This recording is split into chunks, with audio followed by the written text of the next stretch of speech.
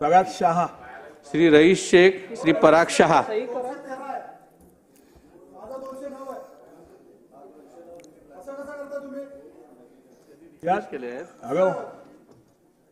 अरे मामा वाद घालू नका, मी देतो तुम्हाला, पण वाद घालू नका।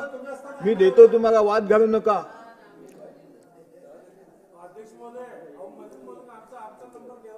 माझी एक विनंती आहे, उद्याचा दिवस आहे ना, उद्या घेऊया ना आपण शपथ।